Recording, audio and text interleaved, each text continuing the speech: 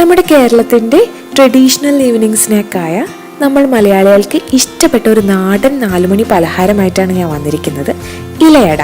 ഇതിന് ഇലയപ്പം, പൊരുത്തിലട, വത്സൻ എന്ന പല പേരുമുണ്ട്.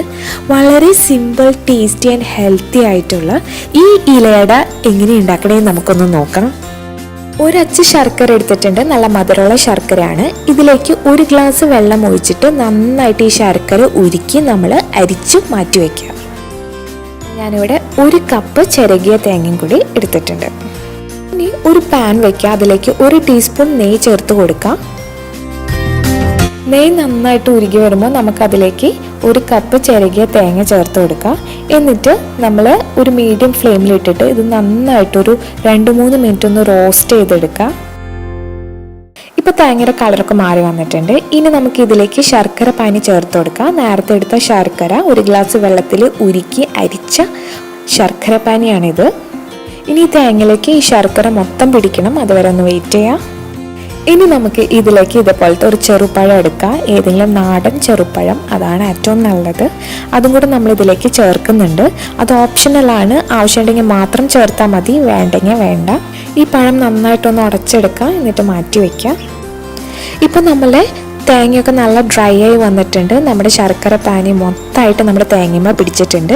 ഇനി നമുക്ക് ഇതിലേക്ക് കുറച്ച് ഏലക്കപ്പൊടിയും അതേപോലെ തന്നെ നമ്മൾ നേരത്തെ ഉടച്ചു വെച്ചിരുന്ന പഴം കൂടി ഇതിലേക്ക് ചേർത്ത് കൊടുക്കാം. എന്നിട്ട് നന്നായിട്ടൊന്ന് നമ്മൾ മിക്സ് ചെയ്ത് കൊടുക്കുക. ഈ പഴമൊക്കെ എല്ലാ ഭാഗത്തും എത്തുന്ന രീതിയിൽ നമ്മൾ മിക്സ് ചെയ്തെടുക്കണം. ഇപ്പോൾ എല്ലാം കൂടെ ഞാൻ നന്നായിട്ട് മിക്സ് ചെയ്തതിന് ശേഷം ഞാൻ ഇത് വേറൊരു പാത്രത്തിലേക്ക് മാറ്റിയിട്ടുണ്ട്. ഇനി വേറൊരു പാത്രം എടുക്കുക. അതിലേക്ക് 1 കപ്പ് വെള്ളം ഒഴിച്ച് കൊടുക്കുക. പിന്നെ ആവശ്യത്തിന് ഉപ്പും കൂടെ ചേർത്ത് കൊടുക്കുക. എന്നിട്ട് നന്നായിട്ടൊന്ന് തിളപ്പിച്ചെടുക്കുക. ഇപ്പോൾ വെള്ളം നന്നായിട്ട് തിളച്ചിട്ടുണ്ട്. ഇനി നമുക്കിത് ഫ്ലെയിം ഓഫ് ചെയ്യാം. വേറൊരു പാത്രം എടുക്കുക. അതിലേക്ക് 1 കപ്പ് അരിപ്പൊടി ചേർത്ത് കൊടുക്കാം. ഞാനിവിടെ വറുത്ത പത്തിരിപ്പൊടിയാണ് ചേർത്ത് കൊടുത്തിരിക്കുന്നത്.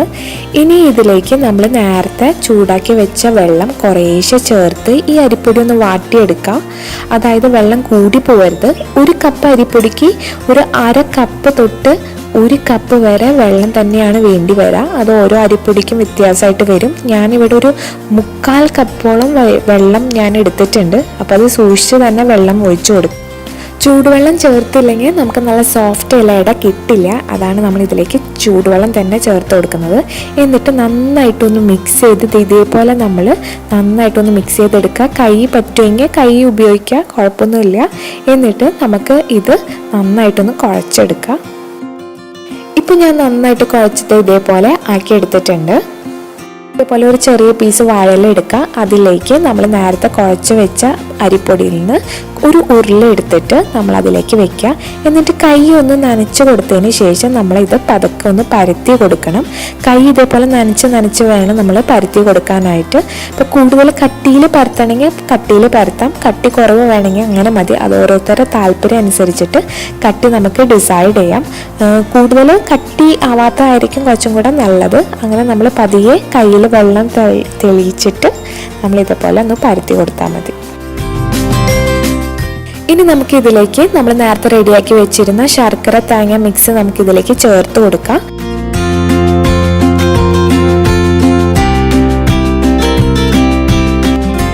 എല്ലാം ഒന്ന് സ്പ്രെഡ് ചെയ്ത് കൊടുത്തിട്ടുണ്ട്. ഇനി നമ്മളിത് പതുക്കെ ഒന്ന് അടയ്ക്കണം. അതിനുശേഷം നമ്മൾ ഇതിൻ്റെ അറ്റമൊക്കെ നന്നായിട്ട് കൈകൊണ്ടൊന്ന് പ്രസ് ചെയ്ത് കൊടുക്കണം. നന്നായിട്ട് സീൽ ചെയ്യണം. ആ തേങ്ങയൊക്കെ പുറത്ത് വരാതിരിക്കാൻ വേണ്ടിയിട്ടാണ് നമ്മളങ്ങനെ ചെയ്യുന്നത്.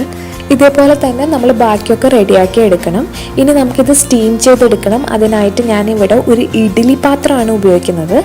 അപ്പോൾ നമുക്ക് ഓരോ ഇലയടയായിട്ട് നമുക്ക് ഈ ഇഡ്ഡലി പാത്രത്തിലേക്ക് വെച്ച് കൊടുക്കാം. എന്നിട്ട് നന്നായിട്ടൊന്ന് സ്റ്റീം ചെയ്തെടുക്കാം. ഞാൻ ഇവിടെ ഒരു മീഡിയം ഫ്ലെയിമിൽ 15 മിനിറ്റാണ് സ്റ്റീം ചെയ്തെടുക്കുന്നത്.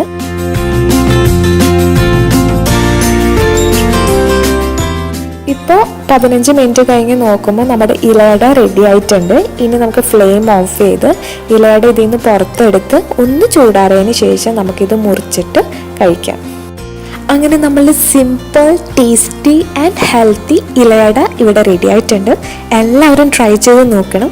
ഈ റെസിപ്പി ഇഷ്ടപ്പെട്ടിട്ടുണ്ടെങ്കിൽ വീഡിയോ ലൈക്ക് ചെയ്യണം, ചാനൽ സബ്സ്ക്രൈബ് ചെയ്യണം, കമൻറ്റ് ചെയ്യണം, ഷെയർ ചെയ്യണം. Thank you.